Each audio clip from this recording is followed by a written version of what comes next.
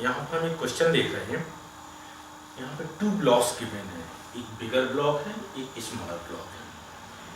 इस vertical surface पे यहाँ पर फ्रिक्शन कोएफिशिएंट म्यू और हॉरिजॉन्टल सरफेस और बिगर ब्लॉक के बीच में फ्रिक्शन लेस सरफेस है। यहाँ पर क्वेश्चन है फाइंड एफ मिनिमम। यहाँ पे एक हॉरिजॉन्टल फोर्स हमें रिक्वायर्ड है, F minimum force such that this smaller block is not sliding over this bigger block. मतलब यहाँ बिगर ब्लॉक स्मॉलर ब्लॉक के बीच में एक कॉन्टैक्ट है और ये कह रहे हैं this smaller block is not sliding with respect to this vertical surface.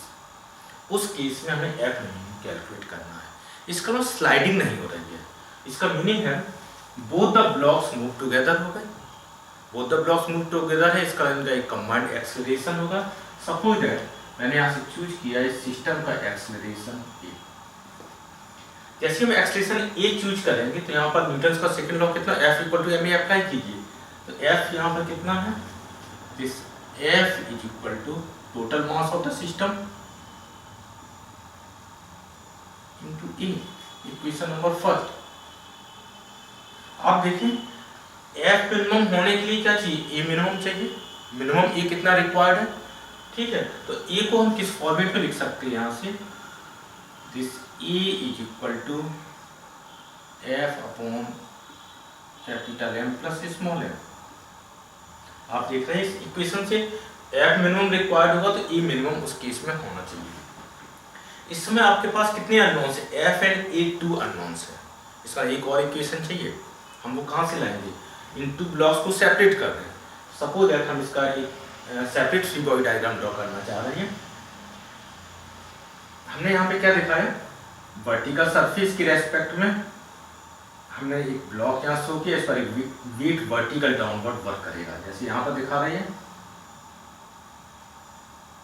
एक mg वेट। चेक कीजिए इसकी फ्री बॉडी डायग्राम के पहले हम इस पर दोबारा चेक करते हैं। सपोज दैट एफ मिनिमम की वैल्यू हम 0 चूज कर लें, यहाँ पर फोर्स कितना 0 फोर्स अप्लाई करते हैं, तो उस केस में क्या होगा, एक्सेलरेशन कितना हो जाएगा 0। इसका मतलब है कि दिस ब्लॉक इस पर वेट कितना काम करेगा mg और इसका एक्सेलरेशन कितना होगा g होगा, तो इसके रेस्पेक्ट में इसमें एक मोशन स्टार्ट हो जाएगा, कितने एक्सेलरेशन से, g से।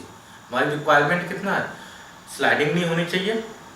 इसका मतलब है कि इसको इस डायरेक्शन की एक्सेलरेशन को रोकने के लिए हमें कुछ अपवर्ड फोर्स चाहिए, वो कहाँ से आएगा, फ्रिक्शन के थ्रू आ सकता है। तो मुझे फ्रिक्शन फोर्स डेवलप करने के लिए फ्रिक्शन कोएफिशिएंट अवेलेबल है, नॉर्मल कॉन्टैक्ट फोर्स और चाहिए। यदि हम F इक्वल टू 0 सब्स्टिट्यूट कर दें तो यहाँ पे नॉर्मल कॉन्टैक्ट फोर्स कितना होगा, 0 होगा। अब हम चाह रहे हैं कि हमने कुछ फोर्स अप्लाई किया और हम चाहें कि इस बिगर ब्लॉक के रेस्पेक्ट में इस स्मॉलर ब्लॉक का हम FBD ड्रॉ करते हैं। ये वेट हमारे पास डाउनवर्ड, इसके रेस्पेक्ट में एनालाइज, इसका एक्सेलरेशन कितना है A, और इसके रेस्पेक्ट में एनालाइज करने का मीनिंग इस पे एक सूडो फोर्स काम करेगा। और जैसे ही सूडो फोर्स काम करेगा तो इसका मतलब इस कांटेक्ट पर यहाँ पर एक नॉर्मल रिएक्शन अवेलेबल हो गया। अब हमारे पास क्या है कि इसकी टेंडेंसी कैसी है, इसके रेस्पेक्ट में इसके डाउनवर्ड मोशन की टेंडेंसी, तो फ्रिक्शन की डायरेक्शन अपवर्ड होनी चाहिए।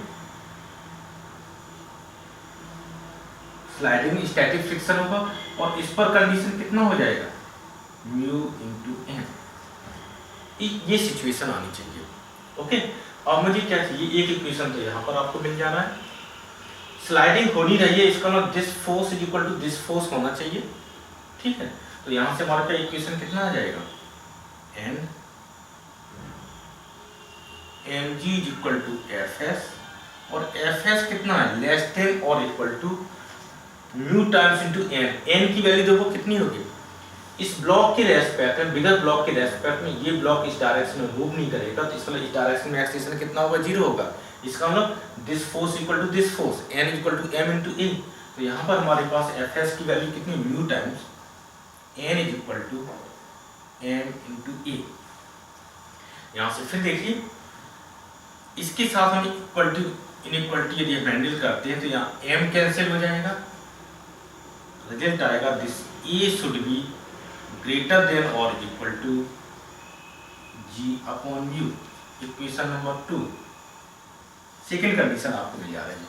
इसका 2 अननोन्स है, एक इक्वेशन एक इनइक्वेशन मिल गया, प्रॉब्लम आपकी डेफिनेटली सॉल्व हो जाएगी। अब देखो सॉल्व करने की कोशिश करते हैं।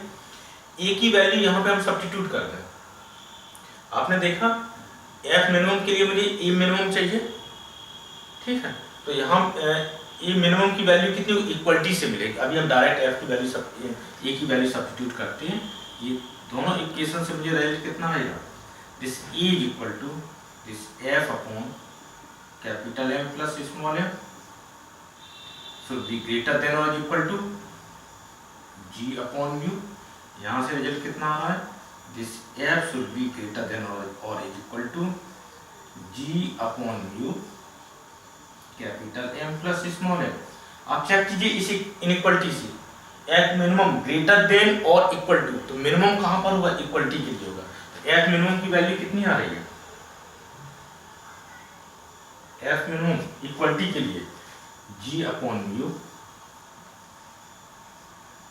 Capital M plus small m. एक बात और आपको क्लियर हो रही है, हमें क्या चाहिए, एफ एस की वैल्यू यहां से आपको कितनी मिल रही थी, लेस देन और is equal to mu times n is equal to m into a, ठीक है। इसका ये मीनिंग है कि एफ मिनिमम होने के लिए ए मिनिमम चाहिए, ए मिनिमम चाहिए। इसका एफ एस हमें मिनिमम से मिनिमम मुझे बनाना होगा, तो ये कब पॉसिबल हो, क्योंकि अब नेक्स्ट प्रॉब्लम मुझे करनी है तो इनइक्वालिटी हम यूज नहीं करेंगे, डायरेक्ट यूज करेंगे। इसका मीनिंग है, आपने देखा यहाँ पर रिजल्ट कैसे इक्वलिटी में फाइनली कन्वर्ट हो गया।